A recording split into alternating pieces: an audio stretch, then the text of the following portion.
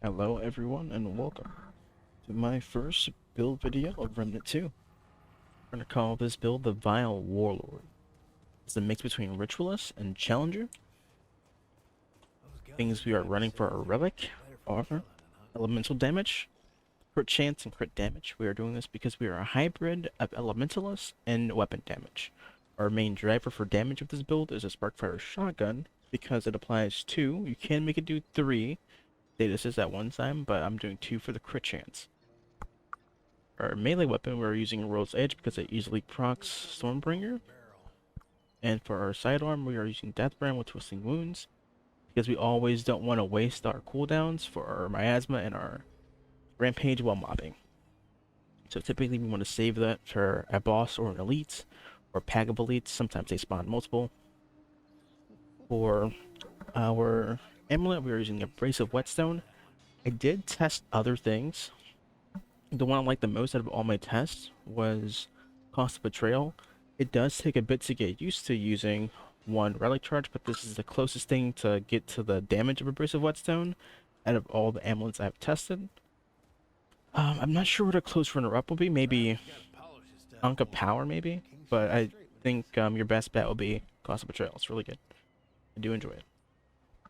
Our rings are the Arcane Crystal. This comes from doing Geisha, I believe, on hardcore any difficulty. You have to complete the world of Geisha. Correct me if I'm wrong in the comments, but I'm pretty sure that's how I got it. Second up, we are using Xania's Malice for the weak point damage. After that, we're using Probability Cord for the crit damage, then Burden of the Destroyer because nothing beats this ring yet, because they keep making rings with 15% damage to something. But if you have all damage, might as well use it. As for the DPS test, this weapon easily contests, or this build easily contests with the meta DPS builds we had for the last month or so. Or, after the update. Here's a quick test of how you use this build. Proc Stormbringer, keep your stuff, get 3 shots in, proc your buff, you'll Rampage, instant reload again. Now you can do a full reload and still have Twisted Runes procced, so you get the bonus damage on that one. Then you reload again. This is when you shoot. Rampage has worn off, so we lose a bit of damage there. But we have 108k DPS, or total damage, with around a 4,000 to 4,500 DPS. Now you can get higher. I believe I had 2 seconds left on Rampage there. I could have just ignored the Twisting Wounds and got more damage that way. But I wanted to show you guys the build, or show you guys how I would typically play it in like a boss scenario. But if you're at 2 seconds of Rampage, just shoot the gun. You'll get more damage out of it that way. And then we're going to show you guys some boss DPS and show you guys the build in action. Let's fight. We're doing the One True King here. And here's a good ring to swap to if you're having a hard time hitting weak points or just more comfortable using status to dot a boss down. You swap to the Bandit of Fanatic for the status effect damage, and you get bonus damage from reducing the duration as well. Also, you can swap to the Chicago Typewriter if you want extra damage from a range. If you're not comfortable getting up close personal with shotgun all the time. Let's kill this boss.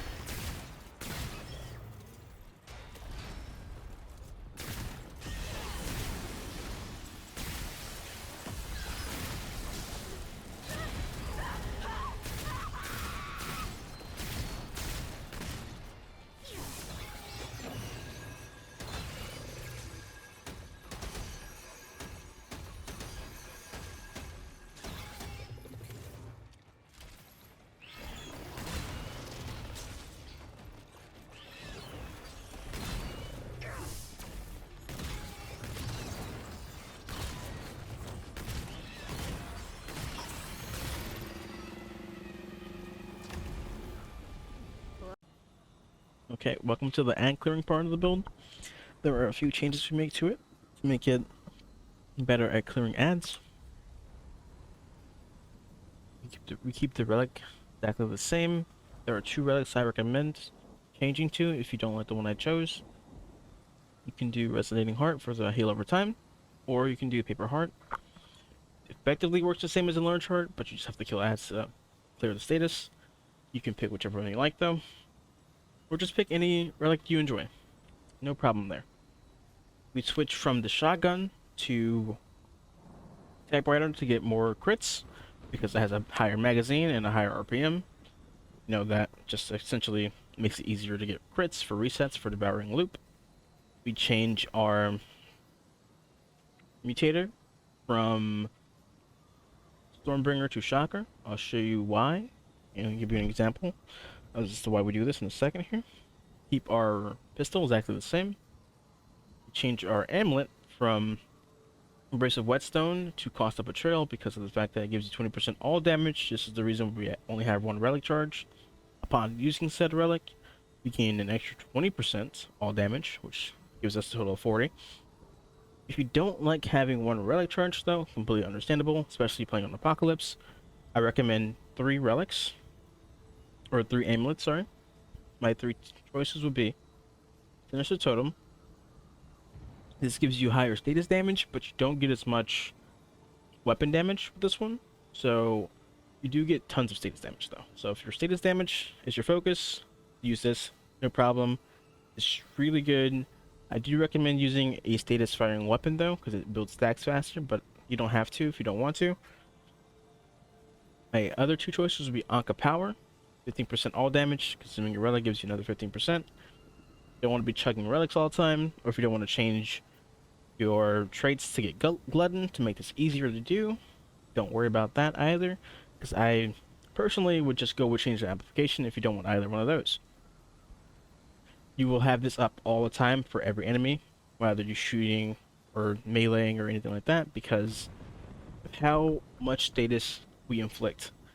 Your secondary does it, primary does it, your melee does it on occasion, especially if you're hitting mobs, like a pack of mobs, and it does it every single time. I do not recommend Devsoak Idol because of the fact that we have Challenger as our secondary class. Anything near us within this range of 20 meters is dead regardless. We do too much all damage for anything to be anywhere near us and survive. So there's no reason to go Devsoak Idol. You'll end up just wasting it or only having 5 damage at a time. It's just not worth, honestly. Especially if you have less than that, or if you have 1 elite, you just lose too much damage. It's not worth it. As to how we do this build, we pretty much use it the same as the boss version of this build. You want to avoid these shotgunners though, because they hurt a lot here.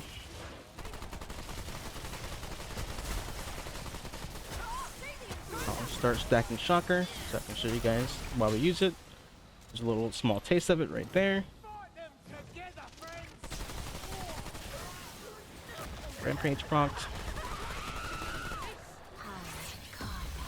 Now typically when you're doing this, you just want to shoot your typewriter until you're about 20 or lower in the mag. Then you want to proc your corrosive rounds because it reloads your gun for you.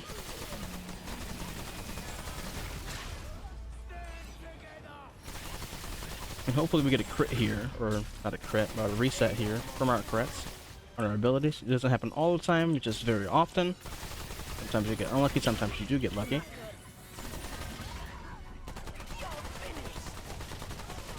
That time we did not get lucky, but that's okay. Remember, it's only a 1% chance, so while it can happen, it doesn't always happen. I've had times where I got my skill back like 3 or 4 times, back to back. Nothing's near us, so we're fine here. Something is behind us now, though.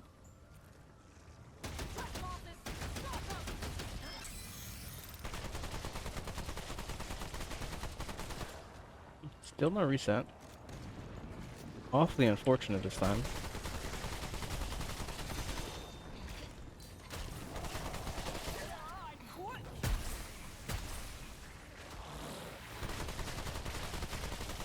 There's a reset. There's another one.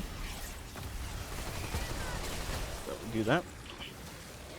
Like I said, sometimes you get lucky, sometimes you get really lucky. Or unlucky. Not a problem.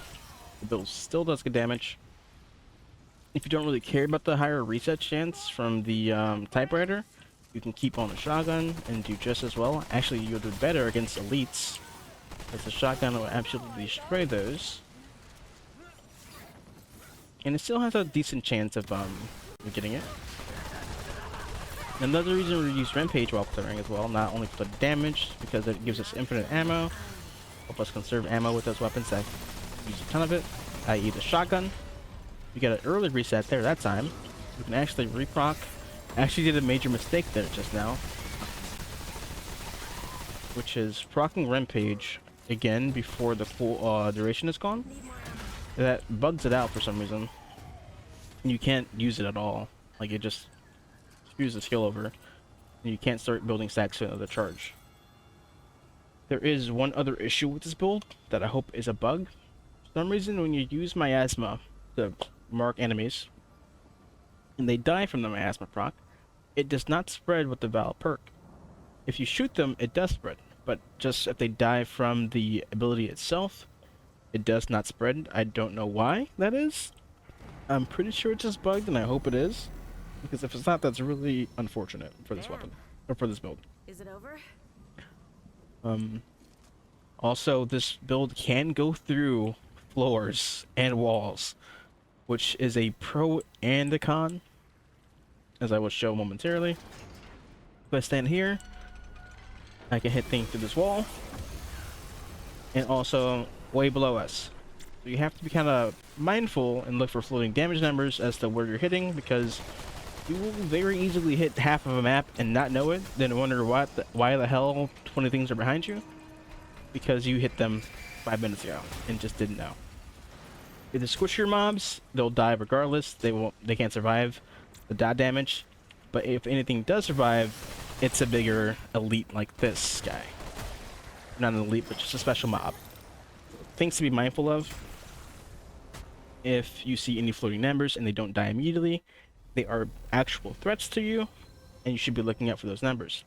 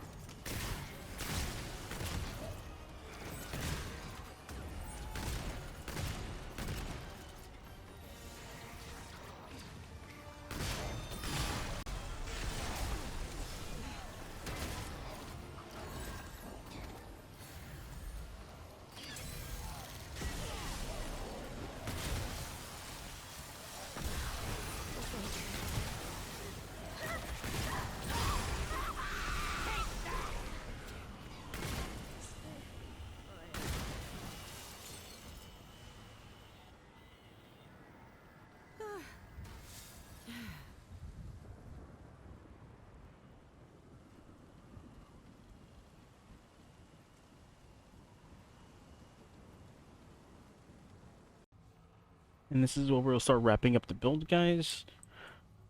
The bridge kill with the operation was the AoE build, the mob clearing build. There's a few things I forgot to go over, or not forgot to go over, but we'll go over the traits here. You definitely want Fortify and Flashcaster. Flashcaster so you don't get stuck in animations as much.